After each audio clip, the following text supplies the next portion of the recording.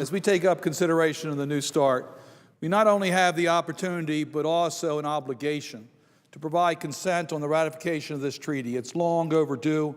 We need to regain our ability to provide boots-on-the-ground verification of the Russian nuclear complex. Over the past 8 months, we've all had ample opportunity to review the documents and reports related to the New START. We have conducted 20 hearings, taken over 900 questions. There are questions asked by members of the Senate, mainly to the administration, in which those answers have been provided. 900 questions, over 900 for the record. In short, we have given significant consideration to the ratification of New START, and I certainly hope my colleagues will vote to ratify this treaty. I think it's critically important to our national security.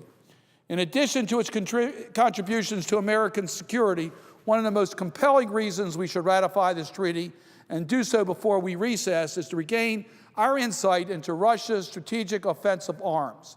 Since START 1 expired over a year ago, we've had no comprehensive verification regime in place in order to help us understand Russia's strategic nuclear force. We need the transparency to know what Russia is doing to provide confidence and stability, and we need that confidence and stability to contribute to a safer world. We will only regain that transparency by ratifying this treaty, and we are in dangerous territory without it. So let me just repeat. We need this treaty for verification. We need this treaty to know what Russia is doing so that we can verify what Russia tells us to make sure, in fact, that it's true. Not only will this treaty enhance the national security of the United States, it will serve as a significant step forward in our relationship with Russia, a key partner in the overall U.S. strategy to reduce the spread of nuclear weapons worldwide.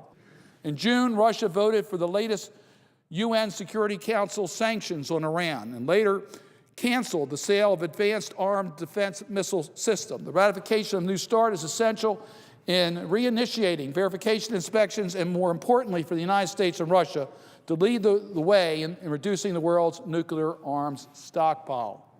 This is for leadership. We all talk about making sure Iran does not become a nuclear weapons state.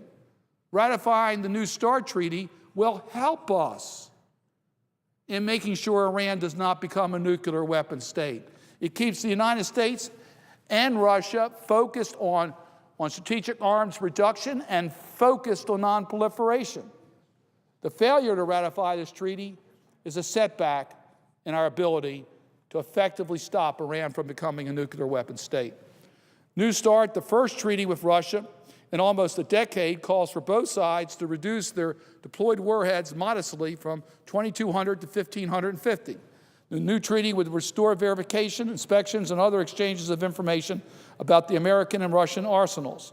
New START could pay dividends not only by improving nuclear security, but by paving the way to greater cooperation between the two powers in dealing with such hotspots as Iran and Afghanistan. Let me just point out one other part, if I might, and that is previous arms treaties have been ratified with overwhelming bipartisan support. START 1 was passed 93-6 in 1994, and the Moscow Treaty passed 95-0 in 2003. Legislators recognized then that arms control agreements between Russia and the United States is not just good for security of our two nations, but can lead to the world to reduce proliferation of nuclear weapons.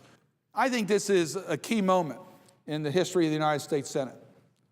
I know that there are many important votes that we take in the Senate. There are many votes that we take that have very significant consequences. I think the ratification of this treaty is just one of those moments. I think it keeps us on path and enhances our credibility to make the world safer and do it in a way that enhances the security of the people of the United States of America. This is a treaty that needs to be ratified and needs to be ratified now.